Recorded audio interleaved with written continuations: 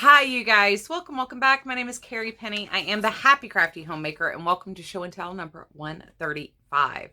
So, it is Tuesday as of filming this. Really Tuesday instead of Wednesday like it was last week when I thought it was Tuesday. That happened. That's why things went up on Wednesday, Thursday, and Saturday instead of Tuesday, Thursday, and Saturday. But everything did get up. Everything did get up. But last week. We're still waiting to see whether or not this week's stuff gets uploaded and everything else. Tuesday, you should have seen my unboxing of the Avery Lane Creations yarn subscription box, which I am thoroughly excited about. Part of the reason why I'm talking really, really fast is because I want to hurry up and cake that bad boy up and get to working on it. Took the cats to the vet today. Pippin still has a little bit of pinkness on his gums, but the sutures have dissolved. Banner has gained over a pound, so he's doing really, really well. He got his next dose of his little kitten vaccines. He is officially declared 15 weeks old based on where his teeth are. We were able to confirm his age.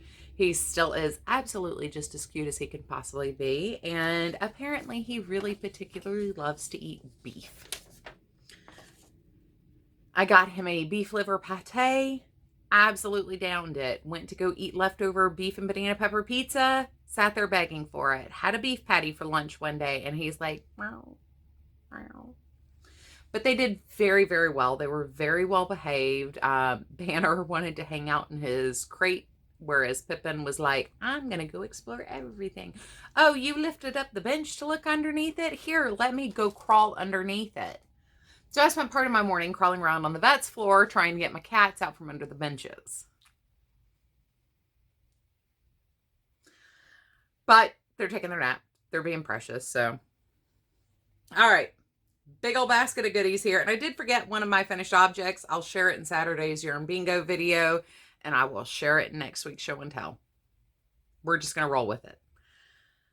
We're going to roll with the punches. Deal with them as they come. All right. So my first thing I want to share with you guys, we're going to start off with acquisitions.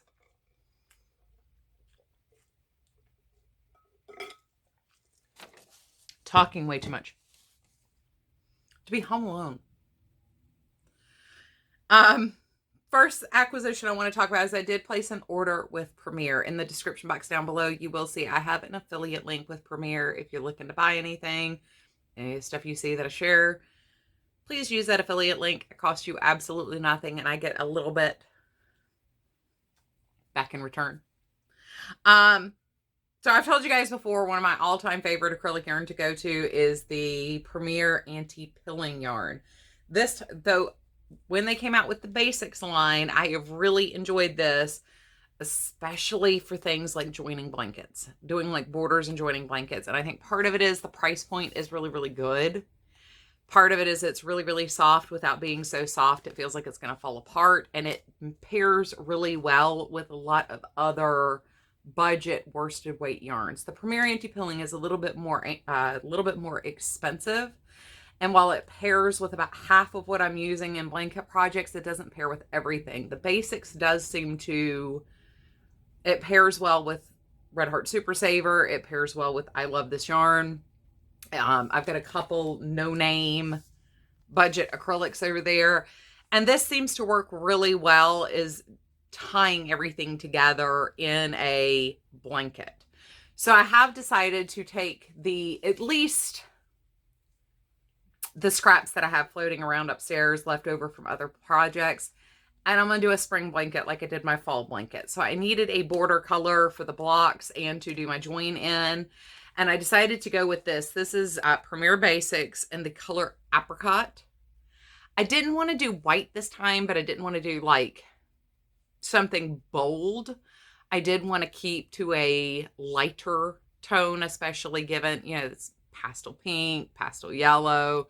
So this is something I don't have already that could go into that blanket, but it's this beautiful, just baby, soft peach. On camera right now, it's reading a little bit more saturated than it is. Like, it's more like this. So it reads white without actually being white or off-white.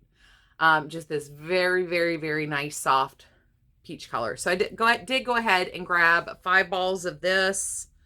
And it is made of Oceotex, which I don't know why that is so much softer. I've been told it shouldn't be because it's a hypoallergenic fiber. But for some reason, since all these acrylics started moving into that Oceotex stuff, it really is just so much softer of an acrylic. Now, this is not an anti-pilling acrylic. Where I've used it so far, though, I have not noticed any pilling in my projects. So over time, this may still pill, but with 4 or 5 washings, it seems to do just fine so far. And that's washing and drying, not just washing. So this is 200 grams, 100% acrylic, 359 yards, and I paid $3.79 for it. And I just ordered directly from Premier because there were other things I needed. There are other sites that sell it. That's fine. It's fine and dandy. But there were other things I needed from Premier. Well, other things I wanted. Need is very subjective when you already basically own a craft store. So the next thing I got is something I have actually reviewed previously on this channel. But I did get 2 balls of Premier Nordica. I really enjoyed this yarn. I really love the way it looks. I like the way it works up. This is the colorway Wisteria, and this is the self-patterning yarn. I think I only needed 1 of these, but we'll see. I think with this I might break into the second one. This is 200 grams, 546 yards, and this is a size 3 recommended size 6 needle, so that makes it DK weight, I believe. I am thinking hat and cowl with matching fingerless gloves. So I guess with the gloves, 2 balls is really what I needed. I am trying to get some more sets, so I'm more prepared for next winter. I already told you guys I'm using another Premier self-patterning yarn, actually in this colorway, to do a hat and cowl set right now. That's the Premier Bloom and Hummingbird. Really enjoy this yarn. It is very soft, and I believe this is part of the anti-pilling collection. So this is something you can, if you did make a sweater out of it, you could toss it in the wash and really not have to worry about it. Because the Premier anti-pilling stuff really does seem to do fantastic with long-term wear. But that is, I bought that specifically for a plan. It was on sale, so I did go ahead and purchase it when I did. This needs to go back upstairs with me because I need that immediately. Next up, oh, and I paid, not just was it on sale, I can tell you, I paid $8.99 a skein for the Nordica. Up next is something a couple of you guys have asked for my opinion on, as I have not tried it. I haven't been able to tell you, but I did buy 2 cakes of the Premier butterfly yarn, and I thought that was really, really pretty. I am actually thinking shawl, but not quite sure yet. This is in the colorway Wildflowers. This is also in the Oceotex. 546 yards, 200 grams. This is a size 3, also recommending a size 6 needle. And this is also made out of the anti-pilling yarn. So very, very nice. It's got I think of it as a corded style. The yarn itself is very round with the way it's plied. Finer individual plies. So it makes a very, very smooth yarn. So I will be giving this a shot. This was also $8.99 a cake when I purchased that. I think I had a discount code on my total order. My total cost after tax and everything was $85 even. So I did have a coupon code involved in that. But I got 2 of these, and that's the pattern that it works up in. So we'll see. We shall see. We shall see what is going to happen with that. And the last thing from my Premier order is this. You guys have seen it a couple of times. They tape that down, but it's not actually open. Oh, yeah, it is. Never mind.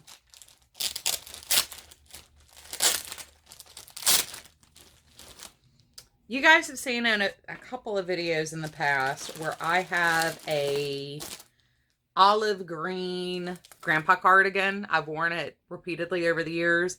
It's starting to get a little sad, and it's a little too big. Where I lost weight last year, it is a little oversized. I kind of want to knit something or crochet something in a similar shape though. But one of the things with that is it is a chunky yarn sweater. It is a chunkier sweater.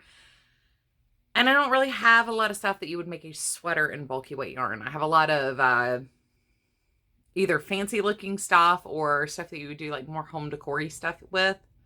So I did purchase this. It's a little bit brighter than I thought it was going to be. That's a little bit more true to tone. It's a little bit more on the magenta side, but I still really like it.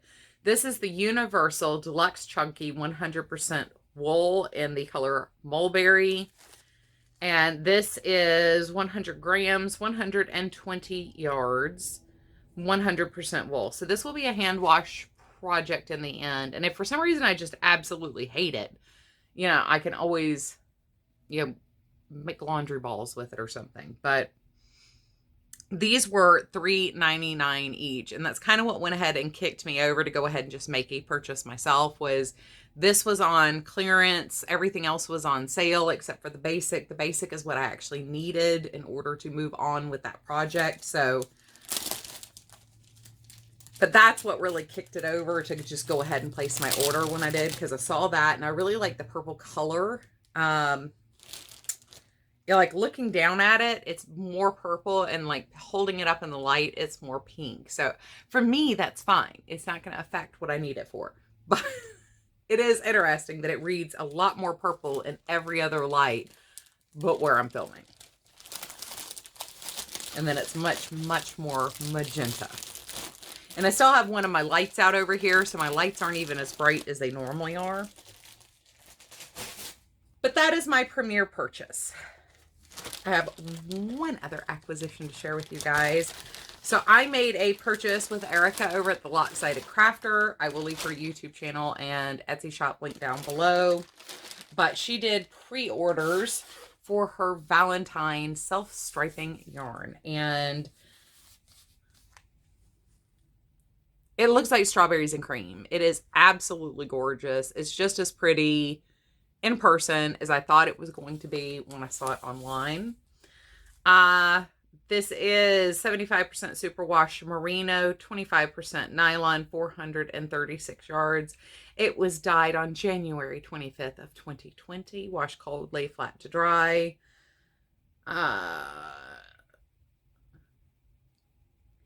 All of our bases are named after inspirational women in my life. Alice was my great grandma. She taught me how to crochet in 1980. So this is the Alice base. I think it's really sweet. So I did go ahead and make it one of the Valentine yarn purchases. If you watch Tuesday's video, you understand. And it's still in stock over there too. So I'm like, I want it bad. I want it real bad. But yeah, no, it looks like strawberries and cream. Absolutely love it. It's called Be My Valentine. And it is a self-striping yarn, which is a pain in the rear end to dye. So kudos to Erica for being willing to do that. She has not been dyeing that long. I mean, not like at all, but like getting to self-striping is a pain in the butt. Just saying.